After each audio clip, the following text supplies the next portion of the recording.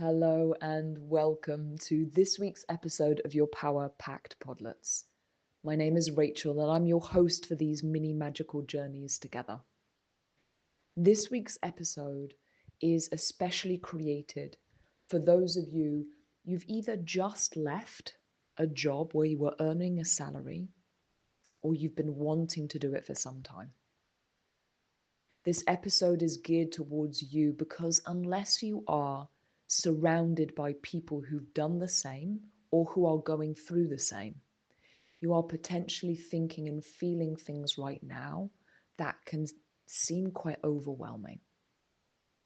There are potentially thoughts going through your mind, concerns, worries, emotions that are potentially holding you back from really enjoying this process of transition, of change, of shift in identity. And you're potentially feeling unsafe because you're moving into the unknown. So the intention with this episode is for you to feel relief and to shift into feeling excited about what you're about to do or what you're in the process of doing. So I've worked with multiple clients who've gone through this transition in various different ways, and I'm currently working with a few who are doing the same. So being able to see through the lens of not being emotionally involved, I can see the processes my clients are going through and observe the things that they think, the emotions that come to the surface, the things that can hold them back. So we're going to be talking about a few of those today. This is also partly so you feel less alone with the things that you're feeling. Because again, unless you're in conversation with someone who's gone through the same, it can feel really scary. So first off, know that if you're feeling anxious, frustrated, overwhelmed, afraid, it's totally normal. I invite you to begin with to let go of labeling that as bad or wrong. And there will be moments in this journey of change where you will feel afraid because you're moving into unknown territory. And a huge part of this transitional period is allowing yourself to feel afraid and do the things anyway.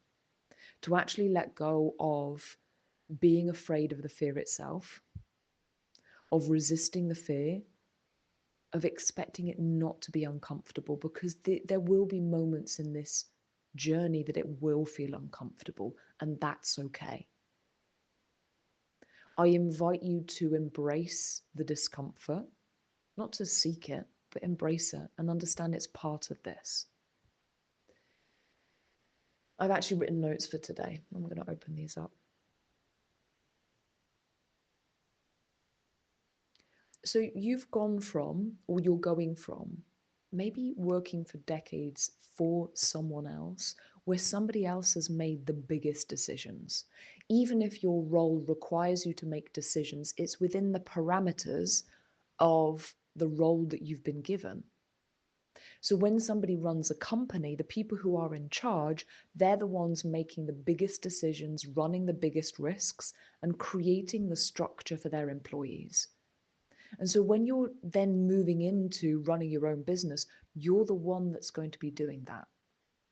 And so it's only normal you've gone from the safety and certainty of somebody else structuring your day, somebody else running the risks, somebody else making the biggest decisions, to being the one who does that. It's this shift in identity, but also there's something biological and primal going on within you. You're going from safety and uncertainty to feeling safe in uncertainty. And so there is a process in the nervous system that is happening where you are learning what it is to trust and to feel safe in the unknown. It's a skill, and I invite you to see it as such, one that you practice, that you understand the thought processes and feelings of what it is to be the owner and founder of a company who runs the risks and feels safe doing so. There's a shift in identity because you're learning what it is to know that even if things don't work, you will adapt, pivot, refine, and learn. And the only way to be able to anchor in this for yourself is to go out and do the things and to create the evidence and proof that even when things don't go the way you expected, you're always okay. You've always got your own back. You always find a way. You learn from the things that you're doing and you adapt and pivot and do things differently the next time around.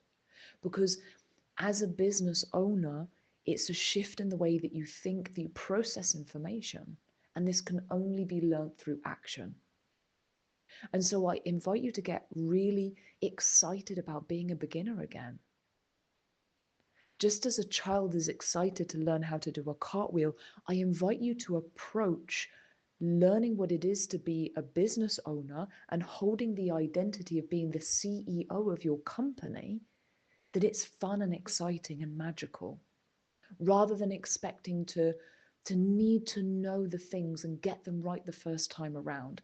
Going into this with those expectations will kill the joy of being a beginner. The wonder and the magic of not knowing what you're doing and doing it anyway and learning along the way. I invite you to really connect with the excitement of the new, of the novelty, of variety. Maybe you found that working for somebody else, you've started to feel as though your light's beginning to dim. Now, even though there's that uncertainty, make sure that you do what is required to shift your focus from being anxious about the outcome and trying to control the outcome, and actually releasing and surrendering into the joy of not knowing what the outcome's going to be and the magic of that. Unless you practice this and you take radical responsibility for the things that you're thinking and what you're focusing on and what you're feeling, you will be in a constant state of anxiety. And I'm assuming that's not what you want for yourself. When you are becoming a business owner, when you are building a business, when you are taking your business to another level, self-care and the inner work is not something far down on your to-do list. It is number one priority. If what you want is longevity in this, compounding improvements in your well-being, in your time freedom, in the joy that your business brings you, that wants to be at the top of your list, not 2, 3, 4, or 5 down. And it's really important to get into environments that normalize this for you, to get into conversations that normalize this for you. I'm going to give you 2 examples of different clients I've worked with so you can see this through context. And then I'm going to list for you some of the things you want to be prioritizing as you're going through this process of change. So I had one client, she'd been working 20 years or more in a salary job, 9 to 5. And she contacted me because she wanted coaching. She'd received coaching before, so she already understood the value of it. And she signed up, I think it was for a 6-month package. And she already knew as she was coming in what it was she was looking for. She said, Rachel, I'm going through this process of change where I don't know what I want to do, but it's definitely not what I'm doing now. I have no idea how to approach this, the structure to create, and I just want to speak with somebody to bounce ideas off. We ended up getting her clarity and her actually signing up for this new thing she wanted to do in 3 months, not 6 months. It was a lot faster. And what this specific client needed, it was structure. It was structure and it was conversation to be able to find safety in her nervous system as she made scary moves, leaving her job, having that conversation with her boss, to then become a consultant, to be able to decide what her salary was going to be, what she was going to be charging other people, how long she was going to be working, the boundaries she was setting, and the role she chose to play. Now, let me give you a very different example. A client I'm working with at the moment, going from a very well-paid, high-salary job to leaving that and running her own business, starting from zero, starting from scratch. So as we're having conversations, some of the things that she brings to the table is going from complete structure to none at all. Going from being surrounded by other people on a regular basis to potentially being on her own. Now, what can happen in this transition period? You can be dreaming of something for so long, so excited about this thing that's coming. And then when it finally arrives, feeling lost, thinking, what is it I'm going to be doing with my time? How do I structure my days? What do I do when I get up first thing in the morning? Because as you transition from a role, let's say you're the manager of a team, to being the founder of a company, not only is it understanding how to structure your days, there's also a huge shift in identity. What you have known yourself to be and you have called yourself up until that point begins to dissolve as the new identity is birthed. And so the things that you want to be focusing on as you're going through this sort of change is the following. Self-care is number one. Nervous system regulation is also number one.